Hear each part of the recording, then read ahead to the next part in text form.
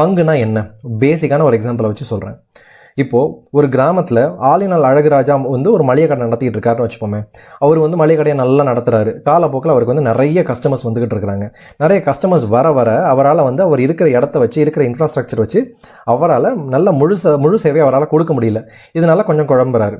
அப்போ வந்து அவருடைய நண்பர் செந்தில் வந்து சொல்கிறார், நம்ம ஏன் கடையை விரிவுபடுத்தி நம்ம வந்து ஒரு சூப்பர் மார்க்கெட் ஆரம்பிக்கக்கூடாது அப்படின்னு சொல்லிட்டு அவர் ஒரு ஐடியா கொடுக்குறாரு.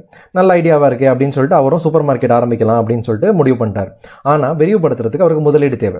அது வந்து ஒரு 10 லட்சம் ரூபாய் நமக்கு தேவைப்படும் சூப்பர் மார்க்கெட் ஆரம்பிக்கிறதுக்கு அப்படின்னு சொல்லிட்டு அவர் கணக்கு போடுறாரு. அதுக்காக வங்கியில் போய் வந்து அவர் கடன் கேட்டிருக்கிறாரு. அவருடைய கெட்ட காலம் லோன் வந்து ரிஜெக்ட் ஆகிடுச்சு. இப்போ இன்னமும் குழம்பி போன நம்ம அழகராஜனை வந்து யோசிச்சுட்டு இருக்கிறார். அப்போது அவருடைய தம்பி ஐடியா மணி ஒரு ஐடியா சொல்கிறார். அவர் என்ன சொல்கிறார் அப்படின்னா, நம்ம ஊர் மக்களையே முதலாளி ஆக்கக்கூடாது அப்படின்னு சொல்கிறார். அது எப்படி அப்படின்னா, இப்போ நான் இந்த ஆலினால் அழகராஜா அந்த மளிகை கடையோடைய மொத்த மதிப்பு எவ்வளோ அப்படின்னு கேட்குறாரு. அவர் வந்து ஒரு கணக்கு போட்டு மொத்த மதிப்பு 20 லட்சம் ரூபா வரும்பா அப்படின்னு சொல்கிறாரு. இப்போ நமக்கு தேவையான முதலீடு 10 லட்சம் ரூபாய். இப்போது இந்த 20 லட்சம் ரூபாயை, அதாவது இந்த 20 லட்சம் ரூபாயை நம்ம வந்து 2000 பங்காக வந்து நம்ம பிரிக்கலாம். 2000 பங்காக பிரித்தாக்க ஒரு பங்கோடைய மதிப்பு வந்து 1000 ரூபாய் தான் ஆகும். இதனால் மக்களால் ஈஸியாக முதலீடு செய்ய முடியும். அதனால் நம்ம ஊர்லேருந்து ஒரு 1000 பேர்கிட்ட தலைக்கு ஒரு பங்குன்னு விற்று நம்ம வந்து ஒரு 10 லட்ச ரூபா கலெக்ட் பண்ணலாம். அந்த முதலீடை வச்சு நம்ம கடையை விரிவுபடுத்தலாம் அப்படிங்கிறாரு. இவ்வளோதான் ஷேர். ஒவ்வொருத்தர்கிட்டையும் போகிற அந்த 1000 ரூபாய், அதாவது அந்த ஒரு ஷேர் தான் இந்த கம்பெனி ஆலினால் அழகராஜா மளிகை கடை அல்லது டிபார்ட்மெண்ட் ஸ்டோருடைய ஒரு ஷேர். இப்போது இதை நான் ஒரு ப்ராக்டிக்கலான எக்ஸாம்பிளோட கம்பேர் பண்ணி சொல்கிறேன். இப்போ நம்ம அழகராஜன் சூப்பர் மார்க்கெட்டையும் இந்தியாவுடைய மிகப்பெரிய நிறுவனமான ரிலையன்ஸையும் நான் கம்பேர் பண்ணுறேன்.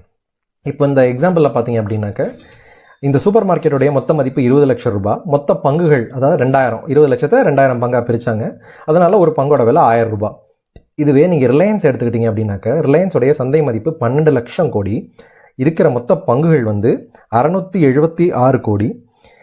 பங்கோடைய இப்போதைய விலை, அதாவது ஜனவரி 29, 2021 க்ளோசிங் அன்னைக்கு விலை வந்து தோராயமாக 1845 ரூபாய். அழகராஜன் சூப்பர் மார்க்கெட்டுடைய முதலாளிகள் யார்? 50%, அதாவது 1000 பங்கு நம்ம அழகராஜன்கிட்ட இருக்குது. அது இல்லாமல் மீதி இருக்கிற 1000 பங்குகள் வந்து ஊர் மக்கள்கிட்ட இருக்குது. அவங்க ஒரு 50% வச்சுருக்காங்க. இதுவே நீங்கள் ரிலையன்ஸ் எடுத்துட்டிங்கன்னாக்க ப்ரொமோட்டர் குரூப், அதாவது அந்த அம்பானி அவங்க ஃபேமிலி வந்து கிட்டத்தட்ட 50% ஷேர்ஸ் வச்சுருக்கிறாங்க. அது இல்லாமல் பொதுமக்கள் 11%, அதாவது கிட்டத்தட்ட 72-73 கோடி ஷேர்ஸ் வச்சுருக்கிறாங்க.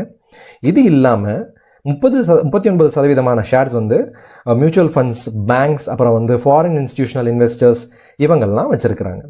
இவ்வளவு தான் ஷேர். இதுதான் ஷேரோடைய கான்செப்ட். இது உங்களுக்கு புரிஞ்சிருக்கும் அப்படின்னு நம்புகிறேன்.